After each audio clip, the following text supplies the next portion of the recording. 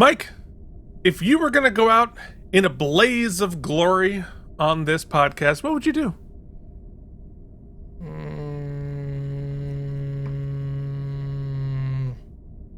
Nailed it.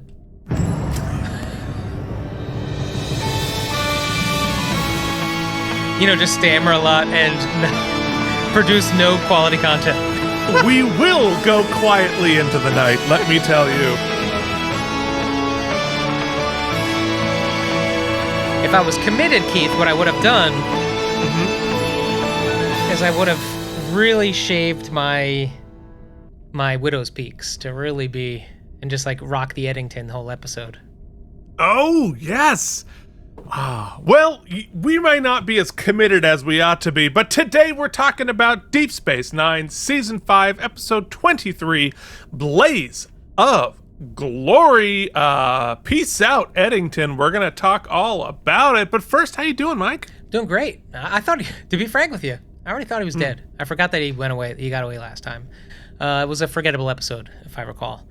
So it was... Or don't recall. You don't recall. Glad to see him back, I guess. We'll talk all about it. At last. Yes. Yeah. That was the last time we saw I barely missed you. Okay. All right. There you go. You finally brought it home.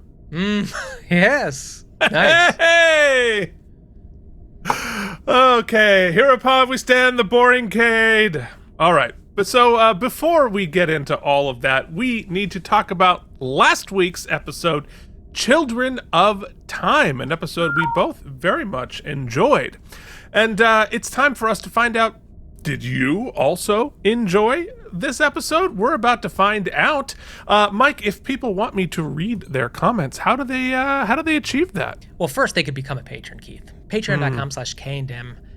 That gets you instant reader gratification, all right? Yeah. If you don't have that dollar, and let me tell you, I don't even say that flippantly, because let me tell you, I also don't have a dollar. You don't? Yeah. You can comment on the YouTube and leave a super thanks. So that's a one-time little clickety-bickety and leave a couple cents. I think there's a minimum. But regardless, we'll read your opinion. And if we don't read it, that doesn't mean you can't have it and you can't share it.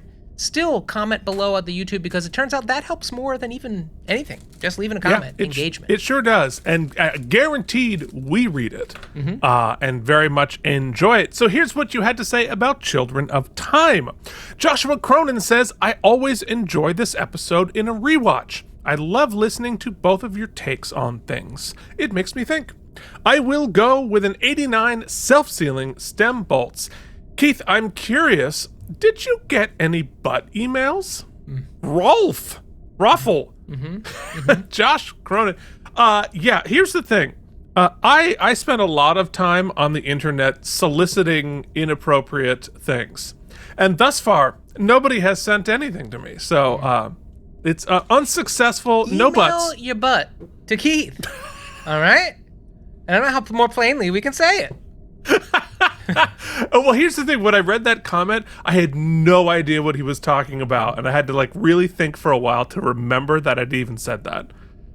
Because the stupid things that come out of my mouth are not pre-planned or remembered. They're like cotton candy. They're ephemeral. Keith, some would say that your email inbox is the direct opposite of a quality improv game. No and? No, yes and versus no but. You see what I did there? Wow. Yeah, it wasn't bad. We should start over. This has been terrible so far. No, it's great. Good stuff. Quality. A wise man once said, don't cut anything. No. We're here. We are committed. That's what's going to happen. All right. So Andreas TPC weighs in with an 89 self-sealing stem bolts. Welcome to the conversation. Harry Pothead says, this episode pretty much confirms that Ben Sisko used either to have an open relationship with Jennifer, or she didn't know about everything he was getting up with Curzon. Unless we're supposed to believe that Benjamin was hanging around with an 80-year-old near-dead Trill after his wife died, just slinging pipe all over the galaxy like Kirk. Okay, yeah, so this is about Curzon and Sisko's chasing the strippers around. That's a good point.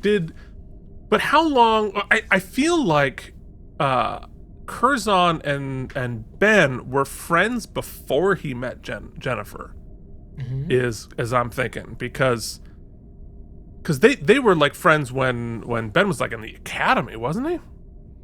You're asking me? All right. Well, that's my thought. But we don't know. It's quite possible. Look, all we know is that Ben was a had rapscallion, right? That's all we know. He was a rapscallion, and whether that continued before, during, or after his marriage, who knows? That's between he and Jennifer and the prophets. So there we go. Kevin Miles says, I give this episode 94 self-sealing stem bolts. I love a good time travel episode. I had a really interesting thought experiment from Kalana Kamor, who comments here, who says two things. And one is a thought I think was really interesting, and one thing is I want to address. They say it's implied Kira dies not long after the crash, so such as finding a miracle cure wasn't possible because she died very quickly, and so they can try now, but they couldn't have tried then. Because I was saying, in 200 years, how have you not come up with a cure for this? Right. And I agree with you. They could not have saved Kira 1. But I would imagine that in the subsequent 200 years, they would prepare to save Kira 2. That they would have been able to develop the obviously the first one, too late, whatever. But when I was talking about like, hey, why didn't they solve this? They knew Kira was coming, and they knew she was going to have this thing, and they had time to develop a treatment. Anyway, but here's the thing that was really interesting.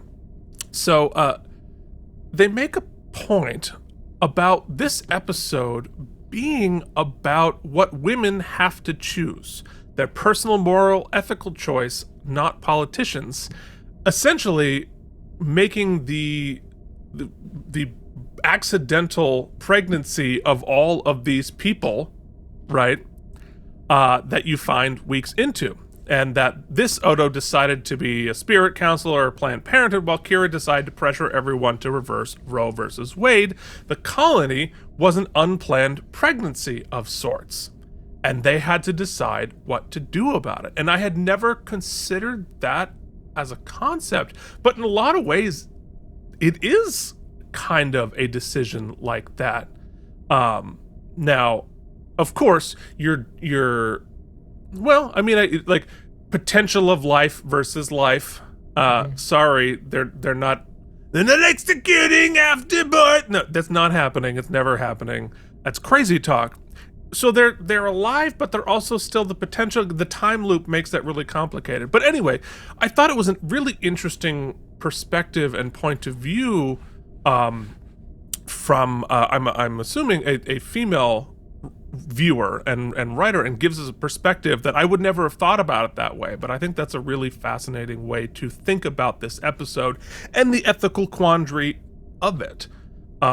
So yeah, and especially in this day and age where that's the battle for a woman to have bodily autonomy is up for debate now. Anyway, so interesting thoughts. So also sending interesting thoughts, Hibernation Pod had said, sure, I like episodes like this with all the time-twisting paradoxes and whatnot. However, I really liked the Odo and Kira story the most. It revealed big truths. Sorry, I have to move this out of the... my microphone thing was right in the middle of the comment. It revealed big truths with some of it, and that was hard to swallow for them both. On a personal note, I also once went through something rather similar, minus all the science garble and time warps. I knew her for 3 years, and one day I just shot off via email. Did not get a reply, but eventually saw her in person at a place we both frequented. I'm assuming shot off a message saying, I care for you. We said nothing about it and moved on, but she knew. Over the years, we grew closer, and then farther and back and forth we'd go. In 2014, I found out she was sick and ended up in the hospital. She refused visitors, and I very reluctantly respected that wish, thinking I would soon see her again when she recovered. She never did. I knew her for 10 years by that point, and I loved her for every minute of it. Still respecting her wish, I wrote her a letter and had her sister read it to her. I told her of the enormous impact she had on my life and how much I truly loved her. 3 days later, she was gone. It was all I could do and say, but I had to say something. Wow, that's a terribly sad story, but I think it's beautiful that you were able to express how you felt, and sometimes, I think a lot of times, the expression of the feeling is a separate and important piece of whether or not it is reciprocated or reciprocated in the same way or even heard or whatever. I think there's great value in doing that, and I imagine it would also have been great value to her, regardless of how she felt. Obviously, you were important to her. Yeah, so. I think that, it's a really personal story. I don't really need to levy my opinion, but what I hear is there's an honesty there. That sharing is an honesty that I think is a gesture, especially in someone and it sounds like you didn't know that their time was up, but I think that was probably appreciated. You always want an honesty between two people that clearly care for each other, and also being able to respect her wishes to not see her in a state where she didn't want to be seen is I'm sure was difficult too. So that's a lot of heavy lifting, man. Really a lot of empathy to you and to family of those of the ones we lost. Yeah. So thank you for sharing that. Yeah, thank you. And it encourages us all to speak up, and it's not not always about the outcome. It may or may not be whatever it is, but there's value in honesty. There's value in expressing yourself. All right. So let us now talk about Deep Space Nine, Season 5, Episode 23, Blaze of Glory, which aired on May 12th, 1997. The top song continued to be Hypnotized by Notorious B.I.G. I think Mike is probably going to give that one a pass. No, I already did it. I just then hypnotized you into not remembering. Oh, that's good. Yeah, I wish I could hypnotize people into not listening to what I say sometimes. Yeah, or it was Biggie that did that song? Yeah. I wish he could. I'm sure posthumously he's wishing he could not have proteges. Ugh, yeah, right? Yikes. Oof. All right, well, you want to know what I'm glad exists in the world, and we're all a little bit better for it. It's the top movie this week, The Fifth Element. The classic. You've seen Fifth Element. Yeah, man. Yeah. Such a fascinating and unique film. Very, very cool. Now, Keith, did you know? Yes. Did you know? Let's talk about things. Okay. We're going to discuss this week, whether we think the return of Eddington was something we needed. Mm-hmm. Okay. ABC Monday Night Movie back then decided we needed a remake of 20,000 Leagues Under the Sea. Yes. As a TV movie? A two-parter, and this evening, part 2 of 2 of the 20,000 Leagues Under the Sea remake aired. So, I feel like I probably watched that. And subsequently forgot it. Oh, utterly. Let me tell you what I was probably watching instead. Over on NBC, All-Star TV bloopers. Man, I gotta tell you, I love me a TV blooper. To this day. I do too. Something about it. I love a good blooper. And definitely go down the rabbit hole on the TikTok or the YouTube on that. Mm-hmm. And of course, there was a special on ABC, I Survived a Disaster. Keith, I should also note that no one wrote in last week to let us know what Explosion Live was. So we will never know. Yeah. It's classified. We will never, ever know. It's gone. All right, so I'm looking at the 20,000 Leagues Under the Sea. Because I remember I read that and then was very excited to see the original movie from 54. And it's pretty remarkable what they did with that movie. Mm-hmm. It's pretty great. Let me see. Ben Cross, Julie Cox, Paul Gross, who I believe was the guy from Pet Sematary. Am I right about that?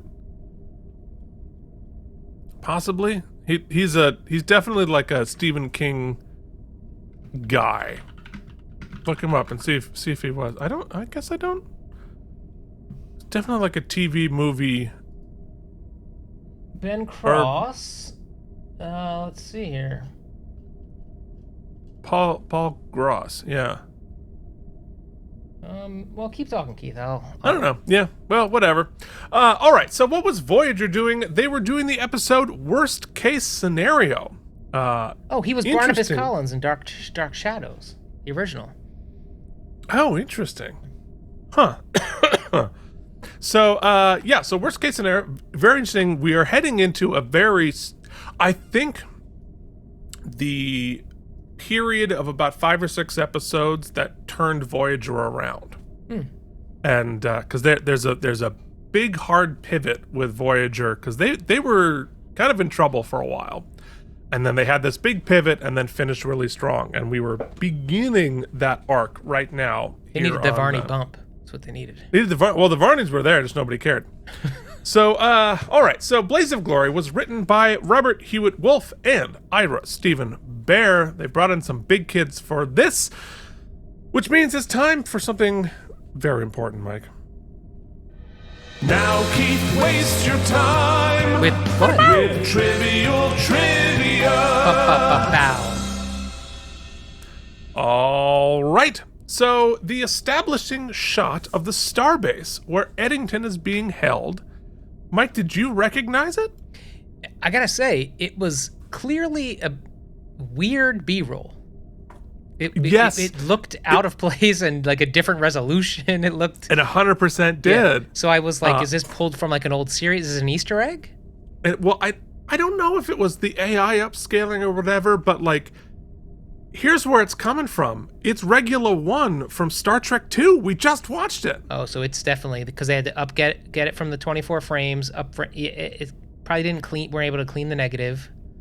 I think because they replaced the background on it with like TV stars and film model. I don't know what happened there, but it didn't look good, and I was really surprised that that effect did not go well, considering how great the footage of the actual space station is. So speaking of reduce, reuse, recycle, the holding cell where Sisko visits Eddington is a redress of the USS Voyager brig set, moving the cell from a point to frame right of the door to directly across from it. This version of the set would be seen again in the episode Waltz, this time with a stretch of the USS Defiant corridor erected outside to serve as the interior of the USS Honshu, and then again in the magnificent Ferengi as the brig of an unnamed Regula-type starbase. Yeah. I think it's gotta be really great to have 2 series in production at once, because you can reuse each other's stuff. Because, and I know that like the cave set, which we will see here, was used by all the series. It was on Next Gen, it was on Deep Space Nine, it was Voyager, and so it's like, hey, using the cave set this week? No, let's go. But they can also use pieces of, and even the movies. I don't know if it was Generations or First Contact. They used the Voyager's medical bays, and so they're, and I think Star Trek V used some of the Enterprise D for corridors and stuff. So, you got flats there, use them. So to construct this episode, to construct the Maquis base on this episode, well, guess what? Another set just sitting there from last week. Production designer Herman Zimmerman used the set from the episode of Children of Time. Oh, that's last smart. week. Yeah, just relight it, fill it with smoke. Okay. It's very, very smart. So about this episode, Ira Stephen Bear decided to end the Michael Eddington Maquis story arc because they felt there were too many open threads leading into the 6th season, and he wanted to get some closure on at least one of them. He explains, "We were just desperate to finish something off. We had to finish a thread. It was necessary. We had so many things. So I told them, we're going to end something and then and then not hear about it again. Indeed, Bear wanted to officially kill off every single member of the Maquis, but Rick Berman wouldn't allow him to do this just in case Star Trek Voyager wanted to use them at some stage in the future. As far as Deep Space Nine was concerned, the writers, however, had decided the Maquis story arc was over. So this episode is actually important in closing that chapter. And I think it's a chapter that, as I've said on the show before, I've never really felt particularly invested in the whole Maquis thing. And so I was not sad to close the book on this for our viewing. However, you know what book I never want to see closed? The book that shall remain open and open in our heart, will never be written off of our show, will never be killed off screen by the Jem'Hadar or anybody else. It's our patrons, Mike. That's true, Keith. They will never die. Unless they stop contributing, which I guess is, probably... I'm just going to keep going. Is that a threat? But no. Yeah, Did you just threaten to murder somebody? No. If it happens off screen, it didn't happen. You know what I mean? I'm just saying, look, you're never going to die. But I'm just saying, if you stop contributing, things happen. Okay, things happen. Things do happen, but I will say, if you leave their wife alive, then there's always hope. Brian Kimmel, Beersock, Peter Bank, Frank Rinch, Corks Bar, Yanba, Ryan Chesley, Joshua Cronin, Merritt Neath, Andrew Hayes, Alan and the Mysterious, Worfs, Big Old Boot Ships, Charles Babbage, Harry Pothead, Anton Thies, Carl Fisher, CRM Productions, Nikolai Von Lubachevsky, YouTube Viewer, James Hubbard, Hibernation Pod, Miri Holcomb, Brian from the Video Game Drive-By Podcast, Odo's Bucket, Lost Emu, Scott B, JD, Colin, Chris, Frank, Pat, Joshua, Kevin, Bolian for Soup, Lutz Kremer, Wyatt Eldridge, Andreas Erickson, don't you forget Chancellor Jen, she's still paying money, even though I should tell her to stop, because I'm trying to buy a house. That's true. That's going to be the difference. We're we see this recurring charge to some idiots on the internet. Of course, you got the Patreon Hall of Fame. They have gone above and beyond what is even remotely sensible. Casey Clark, Brian Kaufman, Jason Moe, Joshua Cronin, The Mysterious Ann, Andrew Hayes, Worf, Colin, Jennifer Massanova, Cloud Lover 69, Jorge, Charles Babbage, Bryant, Frank, Kevin, JD, CRM. There's so many, Keith. We're so humbled. Thank you so much. You can join that team. Be one of the worthy. Patreon.com/KNM. Be a part of us. Yeah, okay. Well, let's... You know, you can also send Keith your butt. Keith and Mike Entertainment at gmail.com. Attention, Keith, look at my butt. And we'll get you up on that slide. Oh, well, speaking of, I was thinking about our patrons. I'm like, well, that's weird. We haven't heard from some people we usually do. JD, I don't know what happened. Maybe it got, I think got deleted. But I left out a comment from Brian at Video Game Drive-By, who we solicited a story from him, got it, and then I didn't catch it when I was doing the look through. Oh, well, then we got to do it. We got to do it. All right, so you want to bring the hails back, or bring the hails back? Bring the hails back. Okay, let's see if it'll let me do that. I mean, last week. There we go. All right, so Brian, here you go. Sometimes when I go to the comments on the back end here, I gotta switch the tab, otherwise it hides some of them, which is very annoying. So here we go. Cold read. Never seen this. Brian says, driving home, giving this a listen. This is a good one. Everyone gets a small B story on top of the main conundrum. As a viewer, I know they have to get off the planet, but part of me wanted to, in some way, to save both timelines. Brave of them to essentially pull a Janeway on an entire world. As for Kira not noticing, it can happen. My amazing girlfriend used to work with me in security 13 years ago. I had a massive crush on her, and even had her over on nerdy movie nights, nice dinners and stuff. And she never realized I was into her because I didn't actually admit to it directly. Yeah, thank you. Suddenly, she came back into my life after my recent divorce, and I didn't let the opportunity slip past me again. Yes, we constantly joke about how awful I was at being obvious and how oblivious she was given how good a fit we were. She is my best friend and a fantastic partner. If you see this, love you. We love you too. Dude, that's what a cool story. I know.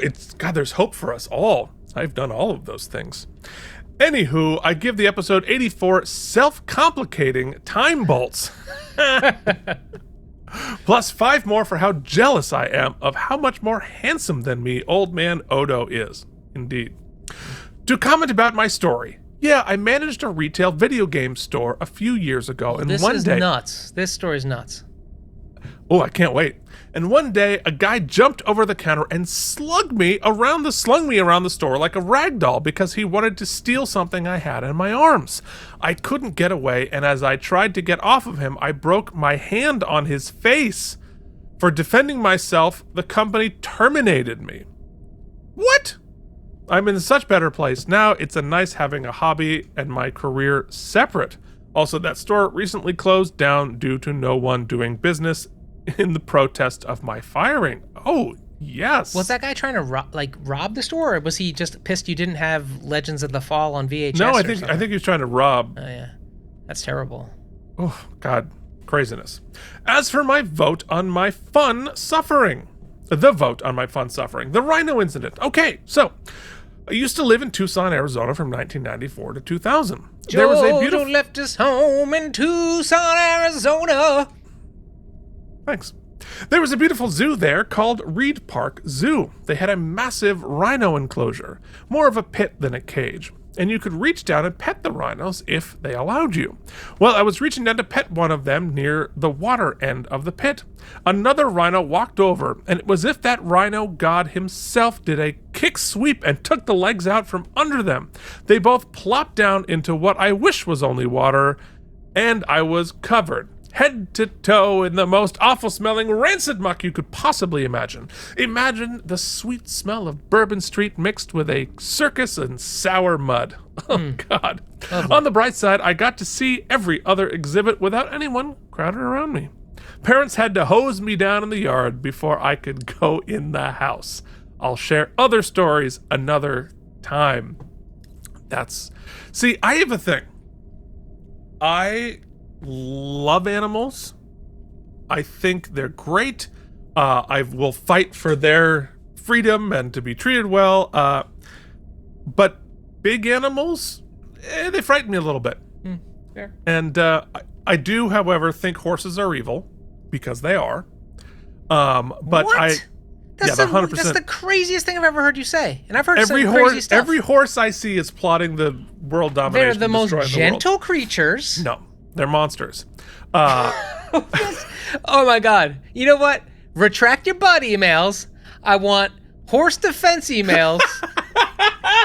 You know what? No. I want pictures of horse butts sent directly to Keith. This is what I want. No, let me tell you. They're this all is insanity. Evil. Okay, so I'm going to give you 3 stories from I don't need any stories. All right, no context.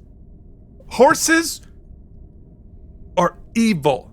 They have dark blackness in their eyes. They're out to get us. Watch out. The horses are coming for us. Absolutely insane. Okay. I have stories to justify this, but you know what? Another time. We'll see how many horses ass pictures we get. Better guy, yeah.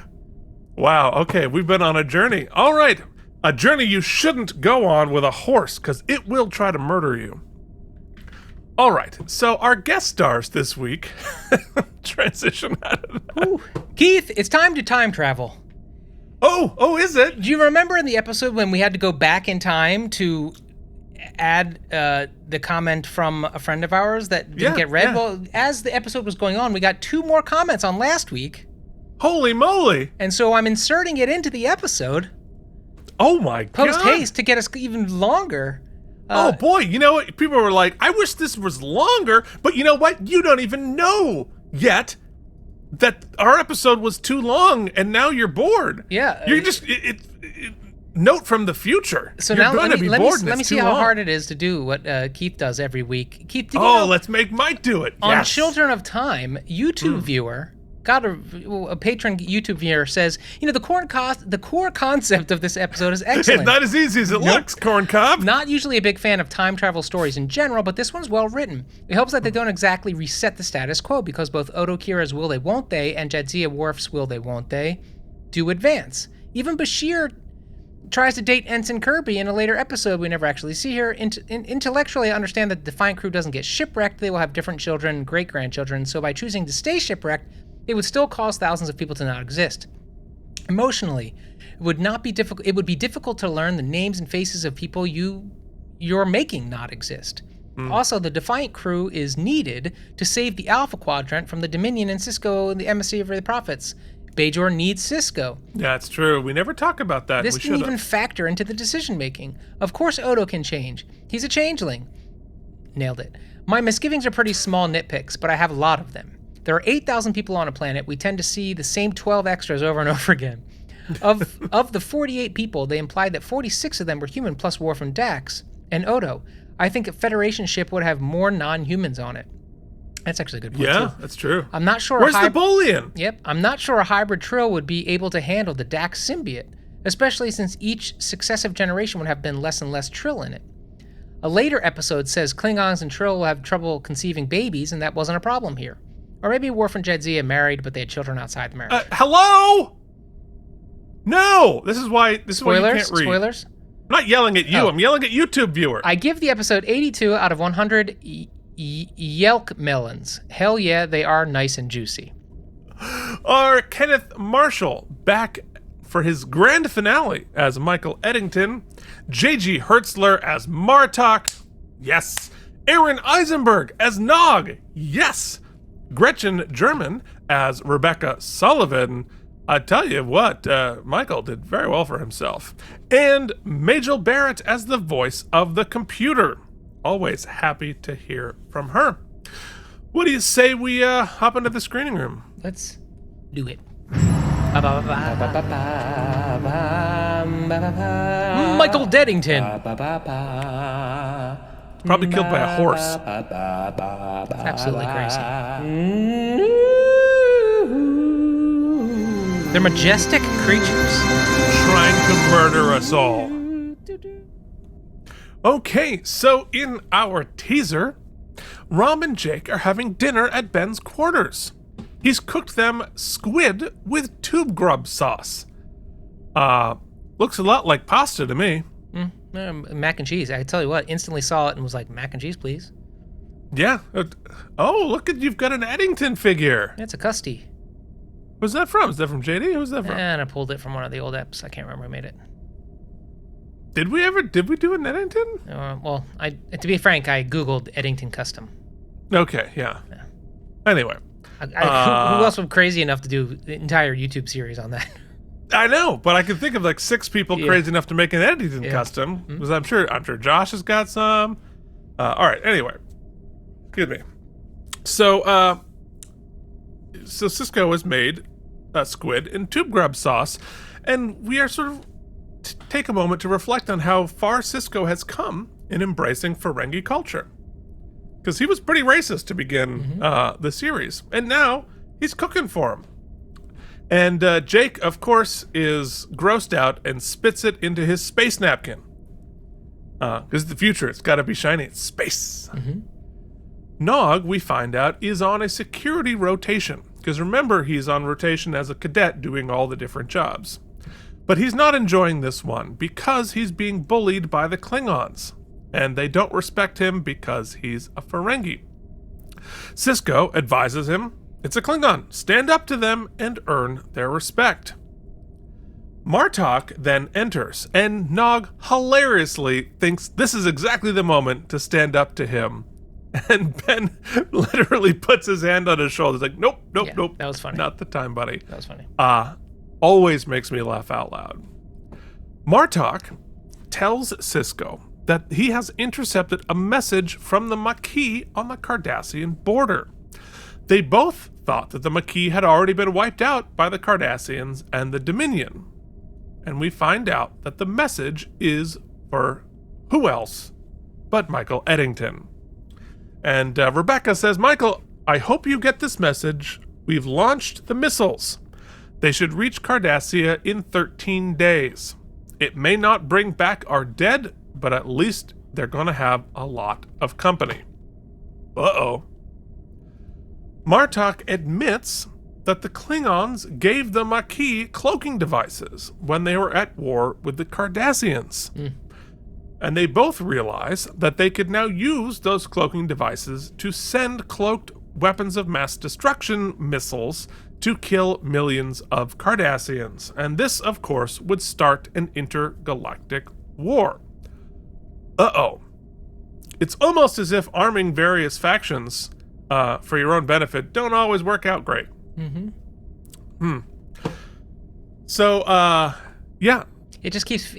I mean, to its credit, this entire season really has basically been like, you got this... Here's how I envision it, because I have a weird brain. There's like a little bit of TNT over here, okay? It's like an Acme brand stick of dynamite, right? That is, I guess, the Dominion Wars. The long fuse. And all season it's just been gone, and then it's like Wile E. Coyote starts up again. Yep. That's what this season has been so far. Yeah. Well, I mean, honestly, we didn't know it was a fuse, but the fuse started back in season 2. Yeah, fair. And it's been, but it definitely feels like, you know how like the fuse sometimes gets a little bigger and gets a little sparkier? Feels like that fuse is getting pretty big, pretty sparky at this particular moment. So in Act 1, Worf and Dax have returned from having searched the Badlands for days, looking for the Maquis to no avail. And they've had a hard time in the Defiant dodging the Jem'Hadar ships, because, as we know, their engines are too powerful for their cloaking device, and it's fine in normal space, but in the Badlands, where they're in all those gases, they're too powerful for the cloak to be effective in it. And now we've burned 2 of our 13 days to stop the missiles. Luckily, Sisko knows who can help. It's our old buddy, Michael Eddington, warming up for... Yeah, see, that's the shot. Like, I think it's the light behind it is too bright or something. It's the lighting is... All right, hold on. I think I know... Here's my guess as to what happened here. They got that footage, but it was lit wrong. It's lit from behind because there's like a planet or something on... I forget exactly what's in the background there. And they cut it out, and they realized that, oh, it's lit from the back. How do we replace the planet lighting it from the back? It would have been great if they'd had a different angle. Yeah, it's clearly front lit, right? It's clearly front lit, but they're trying to put the light in the back. Or it's clearly backlit, and they wish it were front lit. Yeah, and so, but we don't have a planet behind it. We just have a regular star field, so now we have to like add a light source behind it, but it doesn't quite the contrast. Read right. Yeah, it's like... Yeah, it's a lighting issue, and they obviously didn't take the time to go back to the model and reshoot it. So anyway, we go to, you know what, Michael Eddington. He's there warming up for his ballad on the barricade, and we talked about the shot from the thing. So Sisko wakes him up in his cell, and Eddington is still, for whatever reason, wearing his fancy pants Maquis outfit. They didn't give him like prison clothes? Yeah, he's like been there for a while. Yeah. He's just in like solitary? I mean, I bet those don't smell great. Yeah. Well. He's been there for months, but they spar for a bit. Then Sisko gets to the point. He shows Eddington the message, but Michael denies he's the intended recipient. Sisko, trying to stay calm, says if these missiles hit Cardassia, it could start a war. Billions of people could be killed. Eddington says, if you're expecting me to shed a tear, you're going to be disappointed. I used up all my tears when the Dominion slaughtered the Maquis. I sat there in this cell for 3 days and listened to reports as they came in. And in those 3 days, everyone and everything I care about was wiped out. What you want and what I want doesn't matter. There's nothing either one of us can do to stop those missiles from hitting their targets. They're cloaked, highly maneuverable, and programmed to change course at random. You'll never find them. So obviously, most of what we're doing storytelling wise took place off camera here, with the Maquis just being wiped out. And so obviously Berman made them save like a couple of them here and there, but all of those people we spent all of those episodes thinking about, they're gone. They got obliterated. And I think that's Which really... I think it's interesting, and I think it's a cool... It's sort of it serves two purposes, right? So I think we've said on the show many times, in our humble opinion, the Maquis just never quite materialized. It was just, the idea itself just never fully got fleshed. Yeah. And so how do we kind of eradicate that? Because they sort of unceremoniously, last episode it was sort of vague, kind of what was happening after they captured Hegel. But so we get to do two things. We get to show that a benefit of Cardassia joining the Dominion, right? Yeah. Oh, your enemies, blip, easy peasy, slaughtered, which, is good for the general lore that we're building. And also, it helps sort of eraser a plot thing that wasn't quite going well. So a dangling Chad. Yeah. It was cool. I mean, not for them, but yeah, it was cool. They all died. A bunch of civilians. No, but I think the phrase "Fisher cut bait." They cut bait, right? But they made it useful for exactly the reason that you said. That it makes the Dominion scarier. It makes obviously it makes them scarier. They're more powerful, but it also illustrates the difference between the Federation and the Dominion. Federation, we're negotiating, we're thinking about what's the right thing to do, how do we not escalate, how can whatever. Dominion's like, peace out, pew pew, you're all gone. And I think that's very interesting.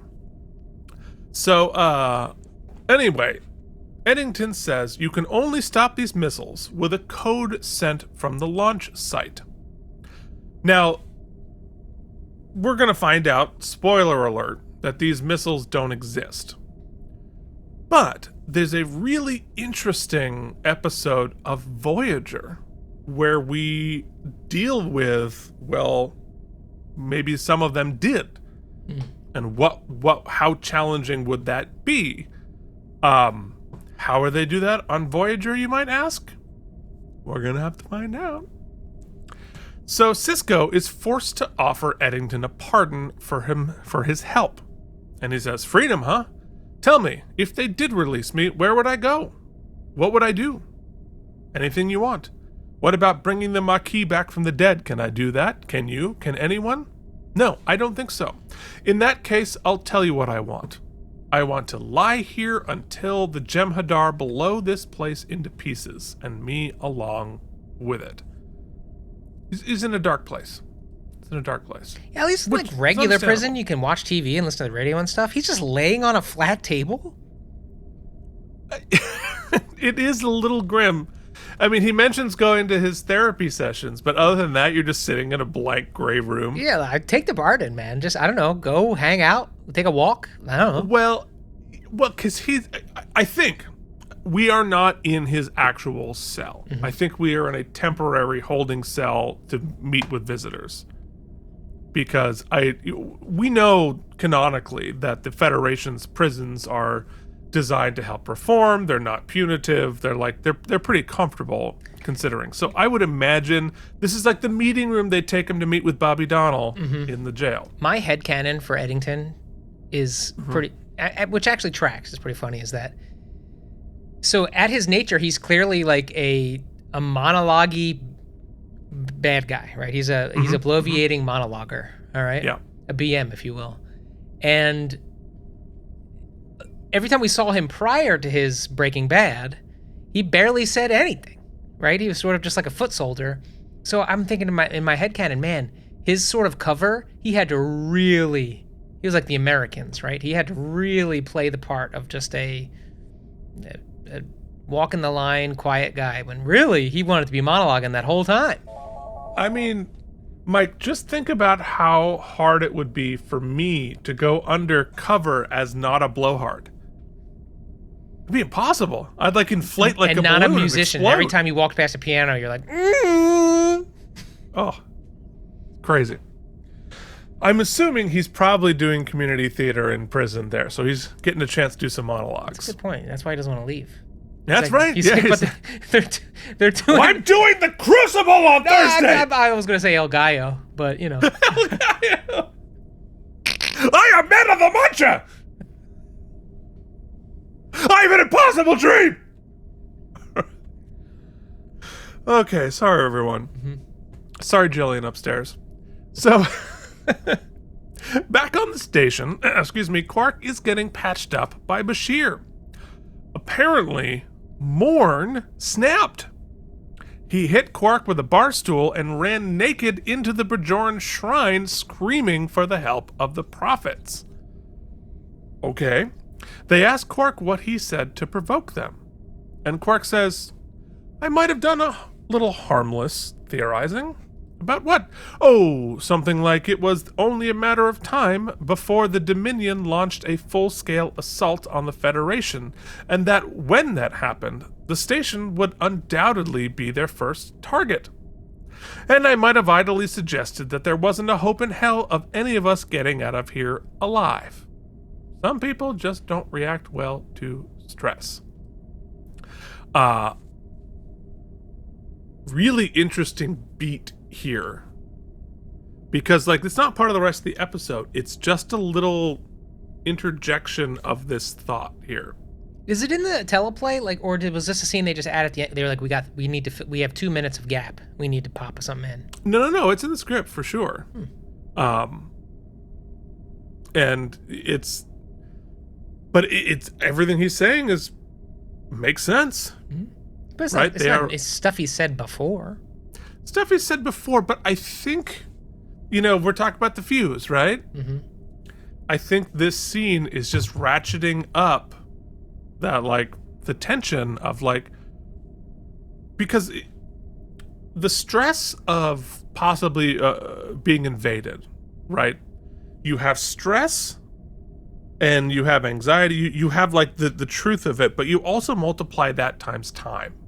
Mm-hmm. So if you're like, oh, the Russians are going to invade soon, then tomorrow the Russians are going to invade soon. Then the next day, and we don't know when it's going to be, but every day we're a day closer to it. You'd imagine that Quark he has a stockpile, right? Like he kept a little bit of an arsenal. You're developing an arsenal over on K&M's Look at My Star Trek Toys. I think Quark probably kept a couple of those little blasters for himself. Well, I don't think he has I don't think he's got the blaster, but he's definitely got the Welcome Dominion poster ready to go. That's funny. Like, instantly. So, later, Sisko tells Kira he's heading into the Badlands to find the launch site in a runabout. The Defiant would get too much attention, but he's not going alone. He's got Eddington in tow.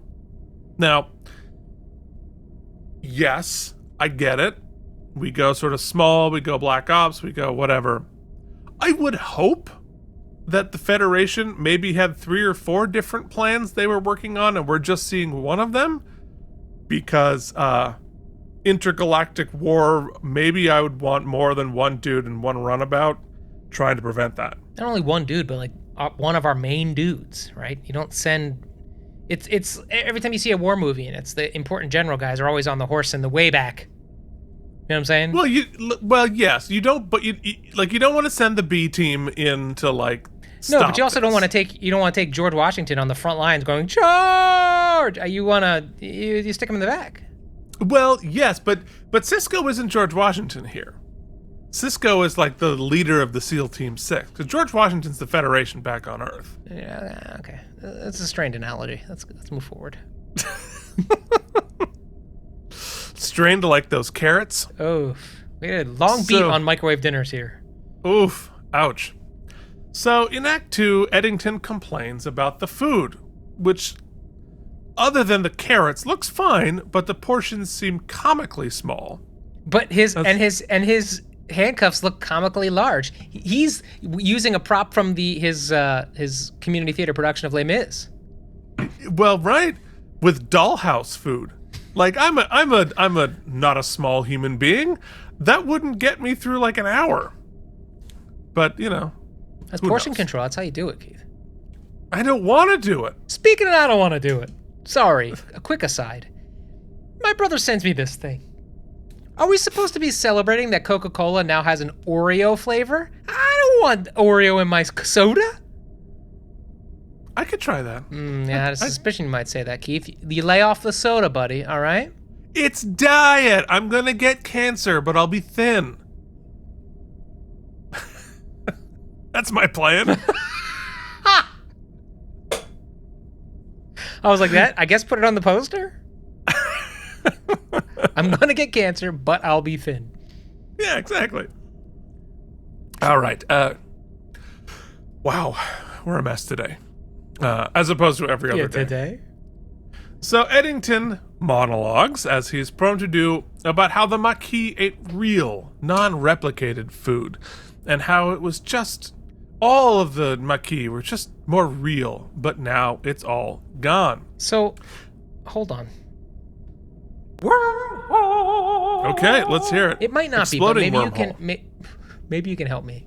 Yeah, we get the point on the TNT thing. I guess I can take that away now.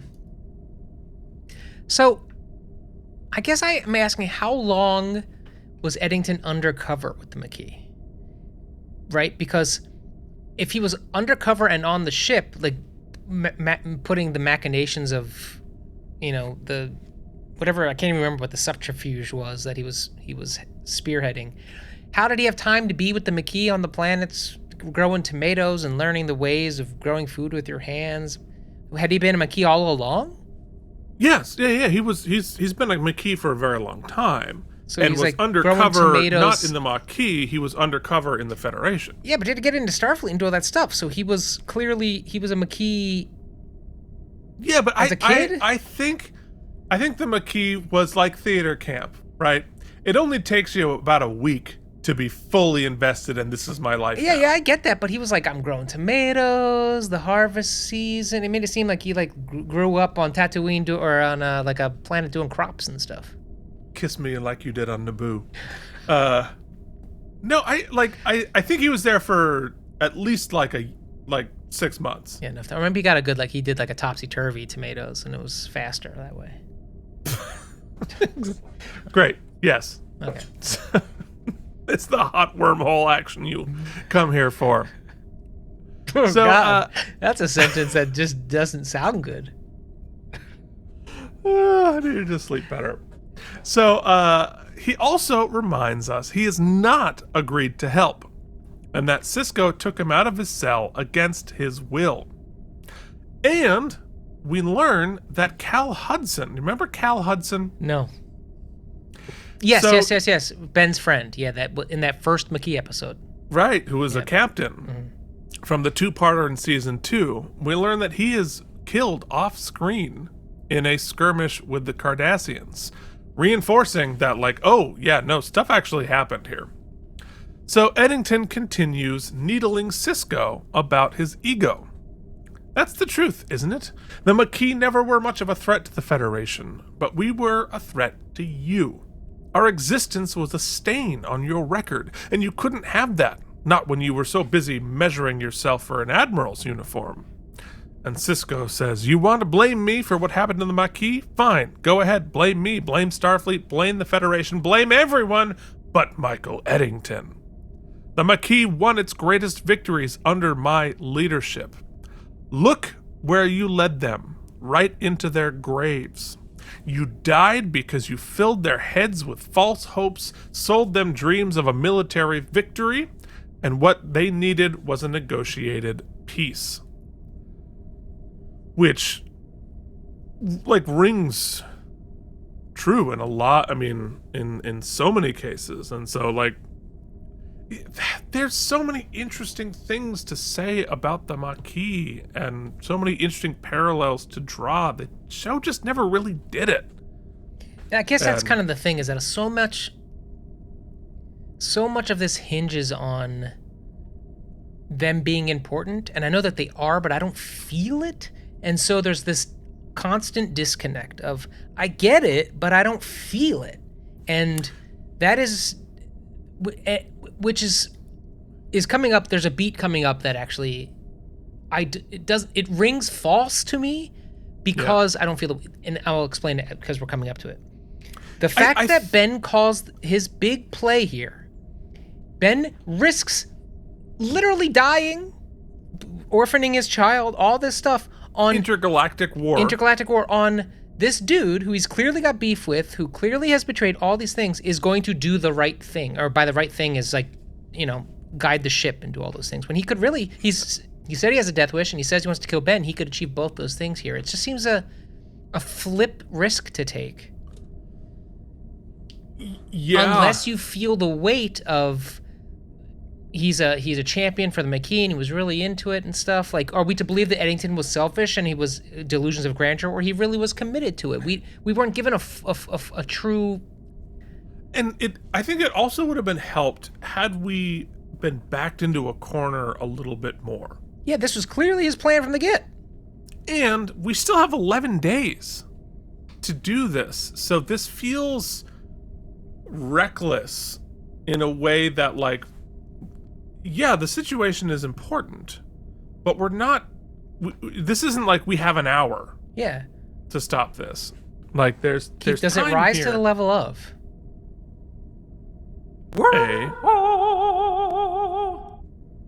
I don't think it's a wormhole. I think it's just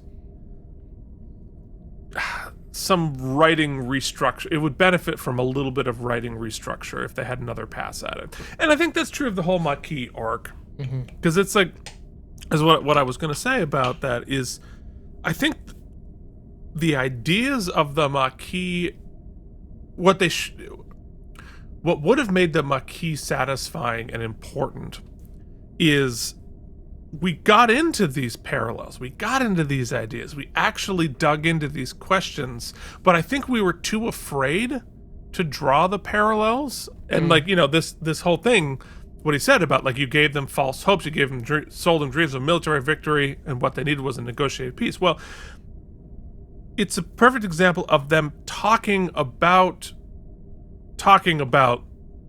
the thorny issue without ever really without ever getting into it. Well, and also they sort of like allude to it. They also refer to stuff that wasn't baked in the beginning. So he keeps, clearly they are re-alluding to the last episode where we explored, was this about Ben's ego, or was it about him being betrayed, or was it about him doing the right thing?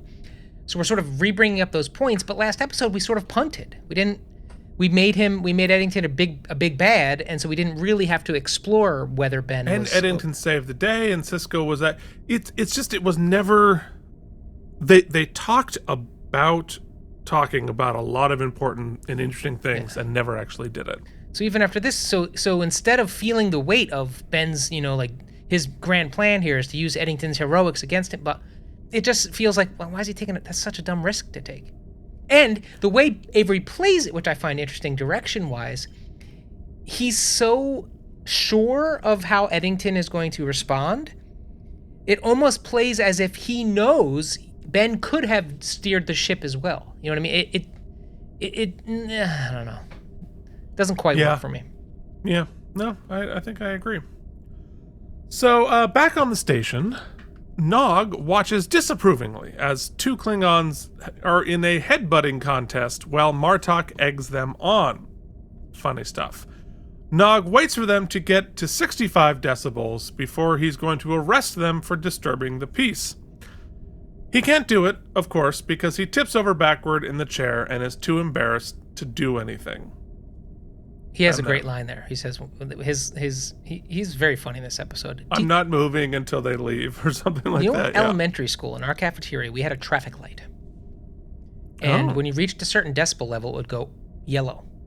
And if you reached a little higher decibel level, it would go red. And if it hit red, you lost 5 minutes of recess. One of the kids. No, you lost 5 minutes of recess. Now, we're children at lunch. Mm-hmm. When they instituted that traffic signal, we never had recess anymore. Every day, we never had recess. We were set up to fail. And so, like, we didn't learn to be quiet. We just never got recess. And I thought to myself, I was like, man, that's a harsh... That's all I could think of during this scene. I was like, man, they ripped recess right away from us. And do you know who the head lunch lady was, Keith? Who's that? My mom! Did your mom implement the traffic lights? She didn't implement, but she sure as heck, what's the word? Executed it. So she took away your recess? Yeah, man. Oh, man. I think you need to talk in your therapy about that. That's bad. Yeah. So, Cisco and Eddington navigate through the swirling plasma storms in the Badlands. Some cool visuals there. Mm-hmm. And Ben wakes up Eddington to say, uh-oh, 2 Jem'Hadar warships are headed towards us. Cisco, like you said, plays it cool, trying to encourage Eddington to get involved and save them. He unhandcuffs him and gets a cup of Raktajino. Eddington pretends that he doesn't care. And Cisco says, I'm just trying to see how serious this death wish of yours really is. I'm betting, your betting is right, it doesn't even exist. Just like I'm betting you won't be able to sit back and let your friends start a war that could destroy the Alpha Quadrant. And, of course, Eddington eventually breaks down and saves them. And he says, let's get one thing straight, Captain. I'll get you to the launch site and I'll help you deactivate those missiles.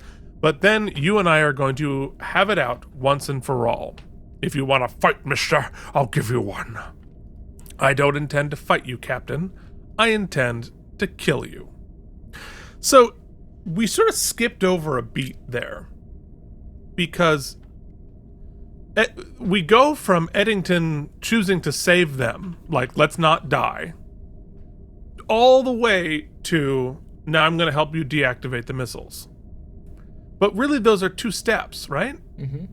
And so, maybe that was convenience, plot convenience. Maybe that was Eddington cutting to the chase himself, because we're going to know later, Eddington's under a ticking clock too. So his bravado, his playing this game, has a ticking clock. Although it makes me wonder, why is he doing this pretense? Like, what's the point? This whole thing is his plan to go rescue his wife, right? And that's been the plan ever since he got the message. So now that they're already doing it, now that they're already here, why is he keeping up the pretense? If we're trying to make it work so we don't have to wormhole this? Like, other than because it makes for an interesting episode. Because we don't know as an audience. We're holding back the secret. Perhaps, Keith. Just like at the end of the episode when we learned that perhaps Ben had a ton of respect for Eddington all along. And he's coming to realize that maybe Eddington has such respect for Ben's intellect and ability to sniff through the smoke screen that he has to keep smell it up. a rat. Yeah. Okay, I'll buy that. Wormhole closed. Close that wormhole. All right. Never opened it. Well, it was open a little bit, but you sealed it shut. Mm-hmm.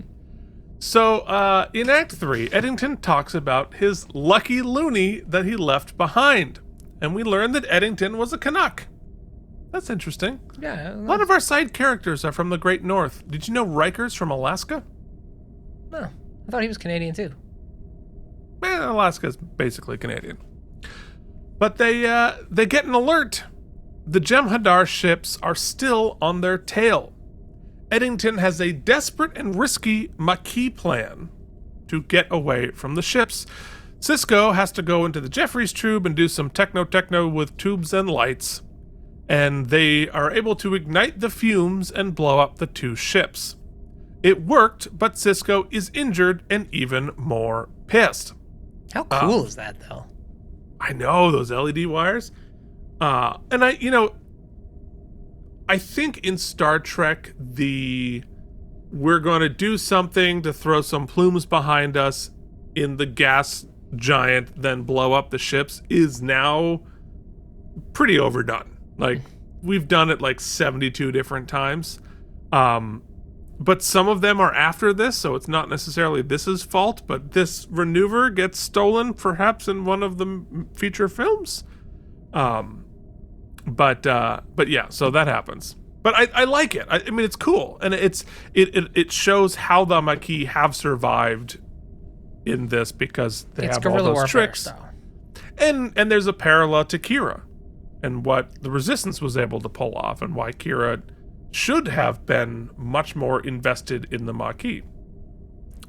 But never was. It's interesting. So, back on the station, Jake and Nog have the roommate's sock on the door discussion, which I think was, it was important. What, did you have a protocol in college? It wasn't a sock. It was like rubber bands or something on the doorknob. It was the kind of, I mean, I didn't need to employ it, so it didn't matter. Lord knows all of your socks were safe. Rubber bands were doing what they were supposed to be doing. I remember, although I will say, I remember my first night in New York. My first night, I was living with this guy, Richard, and he was having a party. It was like there's lots of cocaine was the drug of choice in New York when I moved there. I don't think much has changed. And the remnants from the 80s? Would you go to college in 1989?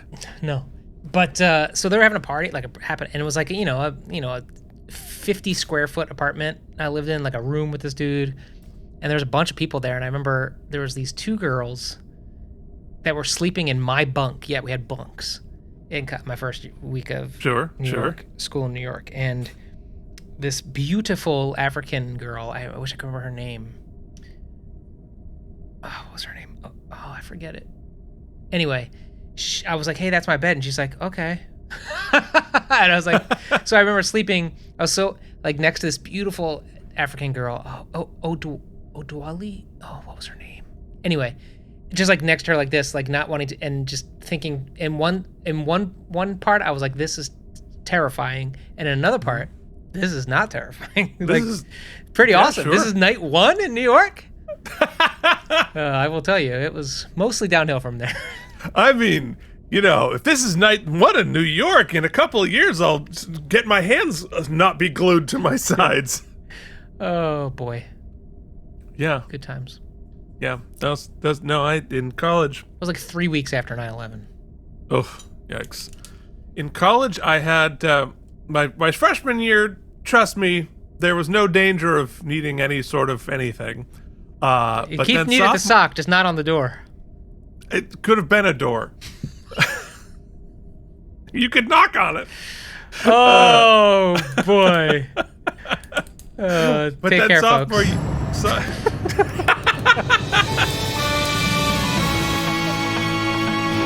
Mm-hmm. Oh, I knew that. Oh, I ruined it. But then sophomore year, I had my college girlfriend, and by that point, I had my own room. And then soon we each had our own room, so we had like a 2-bedroom apartment. It was the whole thing. But I never actually had the roommate issue with that. Anyway, I'll keep going while you get the pictures back up. So they have the discussion when Nog spots the Klingons loitering in their old spot. He's pissed. This is his spot. He and Jake's spot.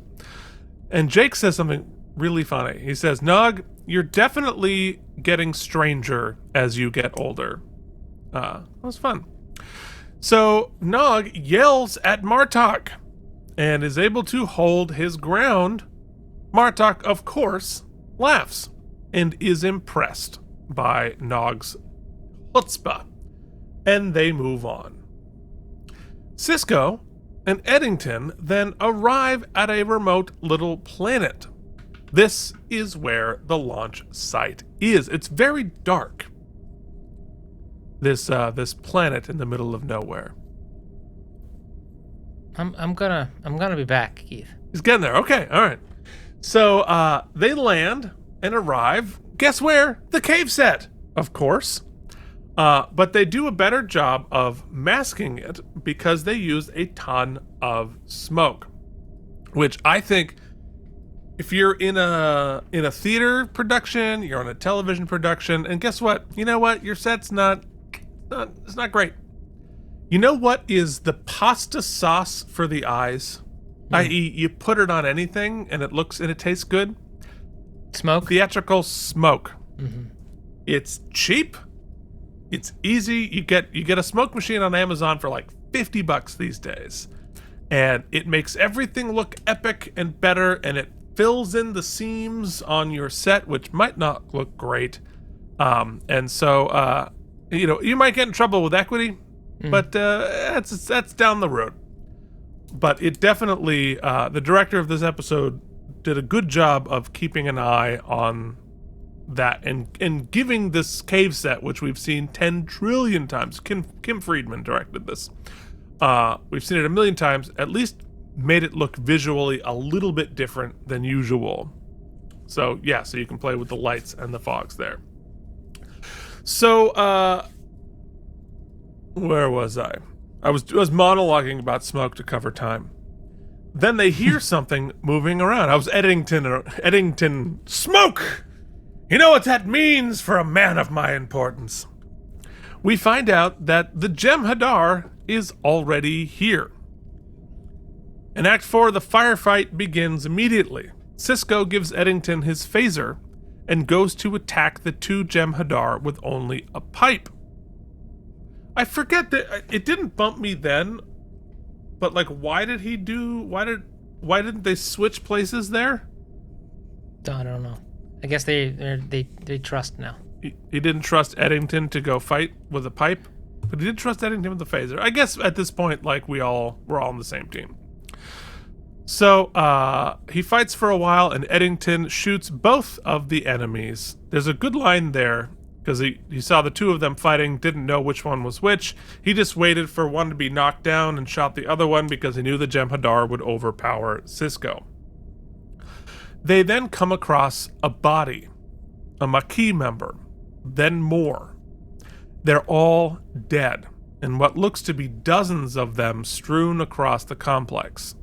Eddington is horrified and racked with guilt because he was their leader. I like that they had the chutzpah again to show all of the bodies, because it was quite shocking for Trek at this point, and sort of again continues to like up the stakes of like how far we're willing to go in the story at this point. So they find the station and nobody is there. Sisko tells him to wait. Then machine guns the whole area, exposing two Jem'Hadar who had predatored themselves invisible. I love that beat. And Eddington is like, I'm glad one of us remembered that they could do that, which was a little bit of a break of the fourth wall, because we haven't seen that as much as we probably should have on the show. So it was almost like, hey, the show remembers that they can do that too. But I thought it was a great beat and adds to the scariness. They break into the room where they're expecting to find the transmitter and find a group of survivors, including Eddington's wife. We find out that the whole thing was a ruse. What's going on with the slides? Hold on. I don't know what's going on with the slides. You know what? Hold on. I gotta fix this now. All right, everybody stop. Everybody just and I'm not take cutting a break. it. You know what Everybody get a snack. You know what? Right, you've been listening to us for like over an hour. You're probably a little thirsty. Probably need a snack of some sort. Maybe some delicious Ritz crackers with cheese. Always good to have them in your desk. If you want to, just put a bunch of fat and sodium into yourself as opposed to anything calorically useful to your body. But again, I'm drinking a diet soda, so I can eat anything because it's diet. It's 0 calories. So get that snack. Maybe call your mom. You know what? Sometimes the slides take a long time, but it's never a bad time to tell your mom you love her. She may have taken away all your recess and ruined your childhood experiences, but you know what? She still deserves that call every once in a while, right, Mike? Nailed it. Okay. Wow. That's professional broadcasting right there. I was impressed. You know what I also suggest? Take a daily vitamin. You know what? You're not as young as you used to be. And Kirkland sells them, 500 tablets. That's like over a year right here in a nice Kirkland bottle. Smells like taint, but it goes down easy with some delicious Diet Coca-Cola Coke Zero. with Oreo. You'll get cancer, but you'll look good doing it. All right, so Eddington's got a hot wife. Eddington has a ridiculously hot wife. So the whole thing is a ruse. There were no missiles. This was just a way to get Cisco to rescue his wife and the survivors. Cisco, of course, immediately punches Eddington, and they all begin to run through the tunnels to escape. Eddington and his wife talk. He has no intention of going back to prison. And Cisco says, let's focus on escaping because, we're running through the cave set and the Jem'Hadar are trying to eat us. They, of course, run into more Jem'Hadar and the fighting continues. Cisco and Eddington stay back to give covering fire to the others escaping until, of course, Eddington, cool shot. Eddington is shot. He tells Cisco to go, knowing only one of them was coming back from the mission anyway. This gives Eddington, the wounded Eddington, a chance to stay behind, to distract and delay the Jem'Hadar as long as he can, allowing the others to escape. And he does something super smart. He's lying there, he's the only one there, trying to hold back, but he calls out to other imaginary soldiers to just give them pause, thinking that they have more people there. Just really smart, really good. And he asks him to sing, there. Keith. That's right. He's got to have enough time to do his ballad as he's dying. He didn't want the Jem'Hadar to know that there was empty chairs at those empty tables.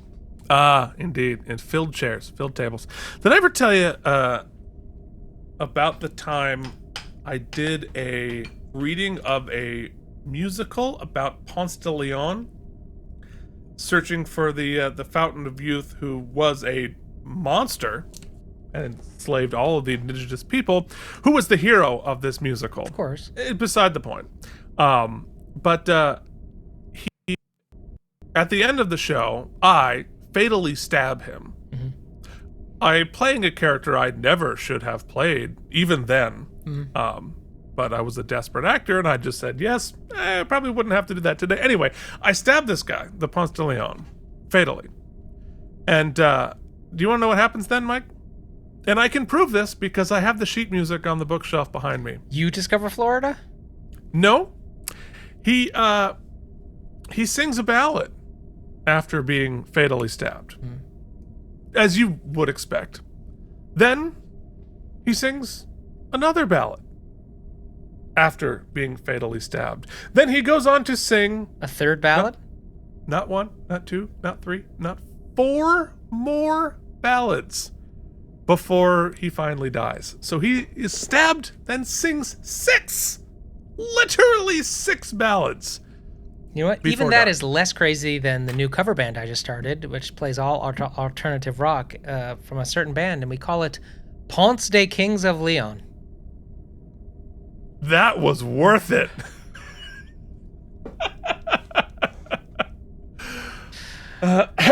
Anyway, so I mean, after this, that broke everything.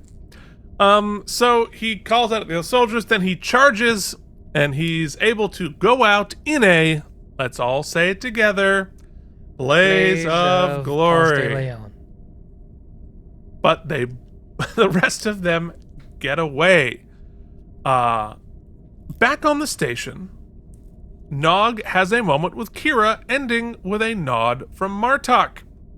He has earned the Klingons' respect. Fun little beat there. Mm-hmm. And lastly, Dax and Cisco eulogize Eddington. Cisco says he died fighting for what he believed in. I called him a traitor once, but in a way, he was the most loyal man I ever met. He was a Maquis right up to the bitter end. And Dax says, almost breaking the fourth wall, is that what this is? The end of the Maquis? Who knows? There could still be more of them out there, hiding from the Dominion, biding their time. You almost sound hopeful. There was something attractive about a lost cause. Maybe you and Eddington had more in common than you want to admit. Maybe. And that is Blaze of Glory. I'm excited to hear your thoughts in a little segment we like to call AlamarEmmys, count to 4. AlamarEmmys, then one more.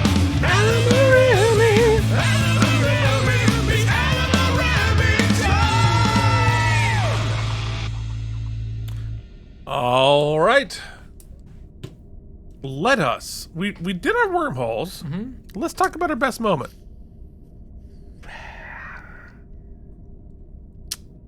I mean, it seems kind of silly, but I like every beat of Nog's little B story here.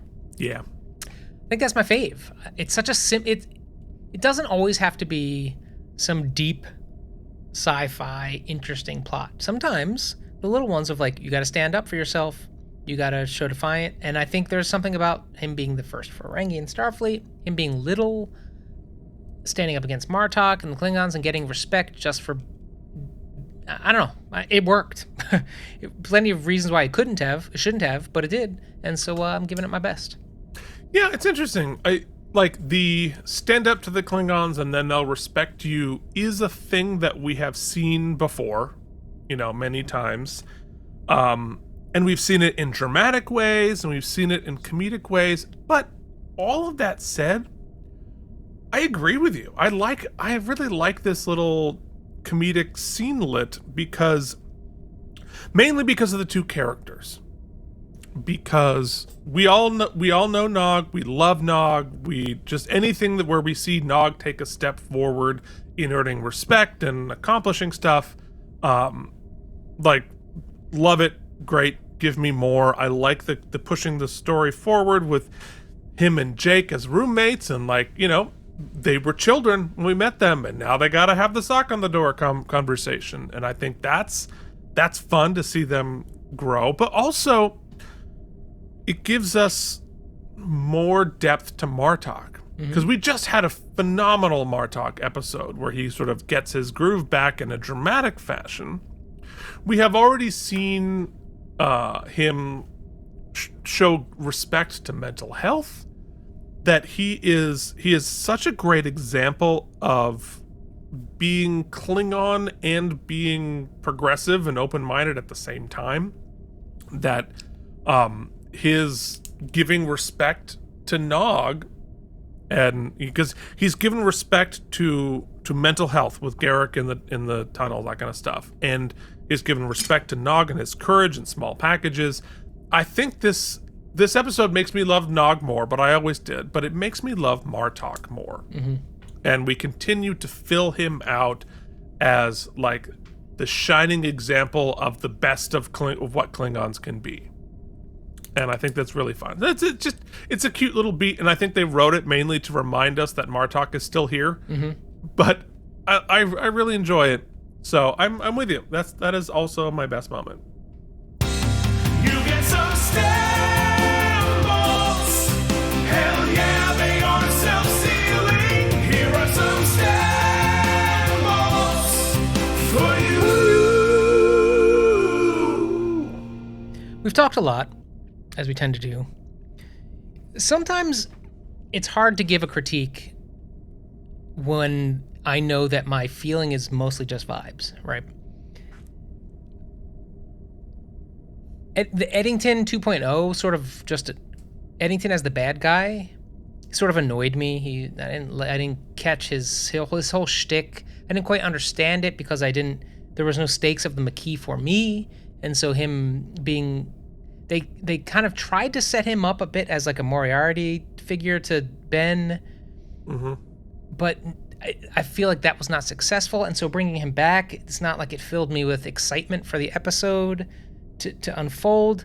And then it seems like they ended up, his plan sort of foiled Ben again, and yet, like you said, the sort of the plot points to get there didn't totally make sense. Like he's playing chameleon, he's playing possum, and then he's talking about how, well, once we escape, we're going to be out. Like, did he already give him the pardon? Why would they go back to prison? Like, a lot of it doesn't make a lot of sense to me. And also, then at the very end, they attempt to sort of retcon him. Now he's a hero again.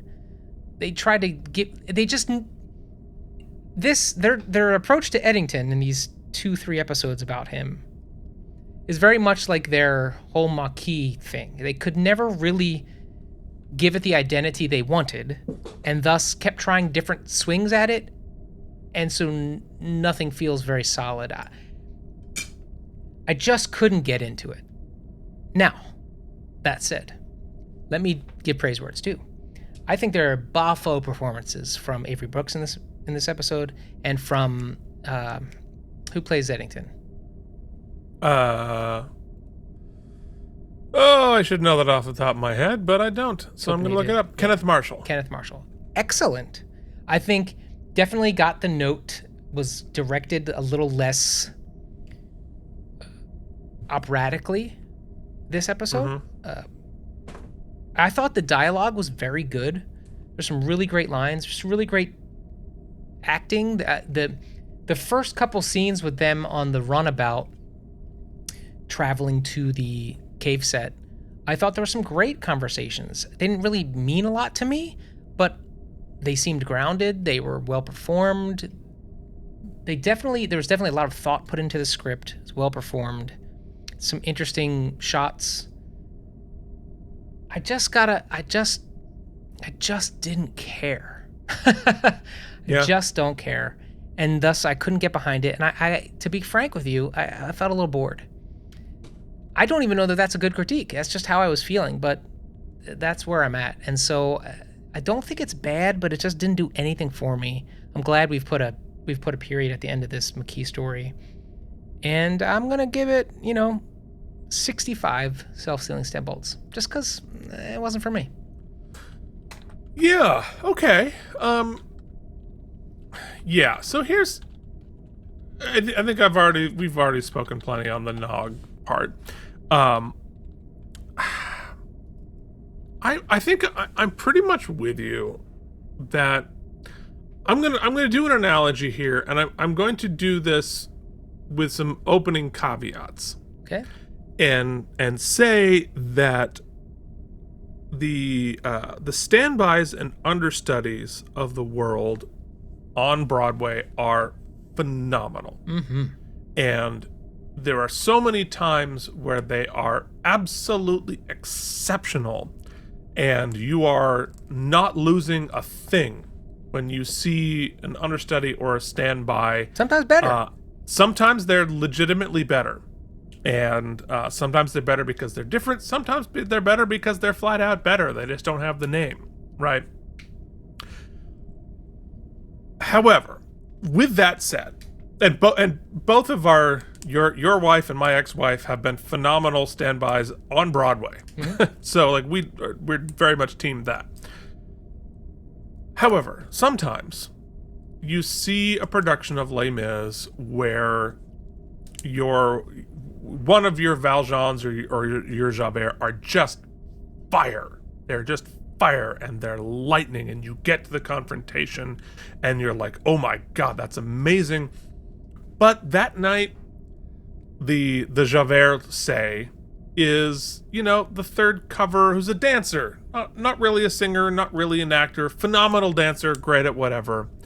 And so you have a scene where you're expecting there to be this big titanic battle, but it's kind of one-sided because the other one can't really put up much of a fight, right? And it's sort of let down by the fact that we're playing, one half of it are playing this like this is big titanic battle, and it's not really, right?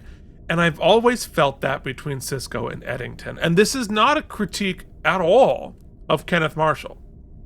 I think it's a critique of the writing and the storytelling that we have all the trappings of this amazing showdown. We have the lights and the sound and the music is roaring and Valjean, but it falls flat because the writing of Eddington just can't keep up with the writing of Sisko. And the story can't keep up. So it feels like we're pretending like there's this big thing happening, but there's not really anything happening. And we're all kind of like you said, I'm not sure I care.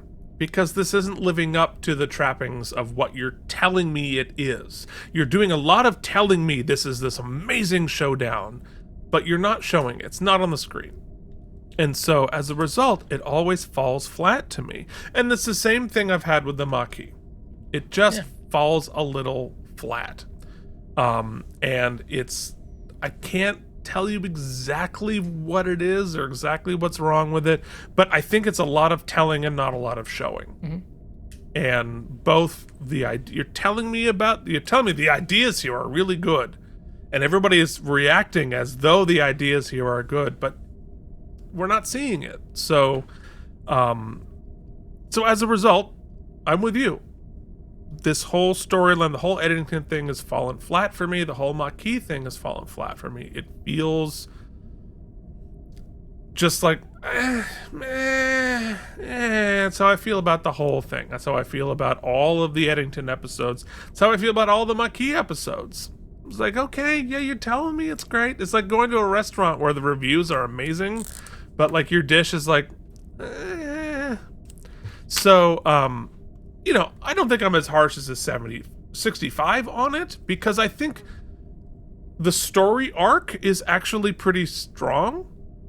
Like we're trying to, the stakes are high that we set out, and they're personally high for Eddington. We don't really see it. We don't see that the stakes are high for him. When they pulled a flippy switch on Cisco, they got me too. Like I thought that was a cool plot device, that it was all a ruse to get the wife out. I liked the plot design, but there's no emotion really to any of it. There's no emotion of relief. There's no emotion of anxiety. Even when he dies, there's not really much emotion from anybody. Mm-hmm. It's just very.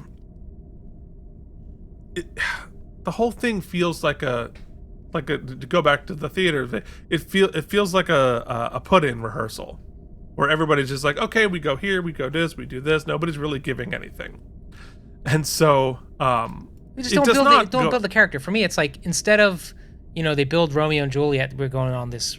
They build Romeo and Juliet, and then the big death scene is when Juliet finds that Romeo killed himself. That's the big scene. But like, what if in our production we decided Friar Tuck has a big death scene? We're doing a big.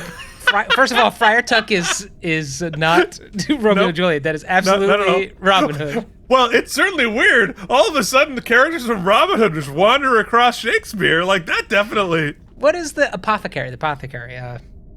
Friar Tuck. You mean the nurse? No. He goes to hide at the. Okay, so John Cena comes onto this. I think, you know what? We've done this podcast we've been podcasting for years, Keith. I think inserting Friar Tuck into Romeo and Juliet might be my stupidest moment. I think, deathly serious. Yes. My point being is, you give not the main character the big dramatic death scene, and it just feels like, okay, cool. Now, of course, in my mind, I'm imagining it as the animated bear Friar Tuck from the Disney movie. Yeah, which is, now we're bonkers. All right, I won't cut that, anyway, but sorry about it. So, I put to make a long story very long and very confusing at this point. I mean, the metaphors are now pureed beetles. Yeah. It's Velveeta shells and cheese, but we'll call them grubs. Yeah. Okay. So we've beaten those grubs into a pulp. I am happy to be closing the chapter. I am happy to be moving on from this storyline. Thank you, and goodbye. And we can move forward to more exciting stuff. So I don't hate it. I don't think it's a 65 for me. So it gets 78 from me. Oh, okay, cool. So it's not bad. It's not bad at all. But it's also not as exciting as it thinks it is. All right, so you want to know who else is not as exciting as they think they are? Us. But you have now... No, they are more exciting. What are you doing? You just heard the tone of voice and like a Pavlovian response. You just hit it. Because I have... Can we just get over? Let's be done. Wow. What's next week, All right, Keith? well, we're bad. So, in the world, this episode on IMDb actually gave almost what I said, is 7.5 out of 10, which makes it 85 out of 173, which I think is it's exactly average, essentially, of Deep Space Nine. We only have 3 more episodes this season? Yeah, we're into it now. So, 3 episodes. Spoiler alert, I enjoy all 3 of these episodes. Okay. Next week is Empok Nor. And yeah, so there we go. You have now sat through and probably regretted, but at least you got a snack. This episode of Keith and Mike Watch Deep Space Nine. We'll see you back next week with another episode of Hit the Patreon Slide. Thank you for watching K&M Entertainment. If you enjoyed our particular brand of nonsense, please like and subscribe. Or become one of our patrons at patreon.com/KNM.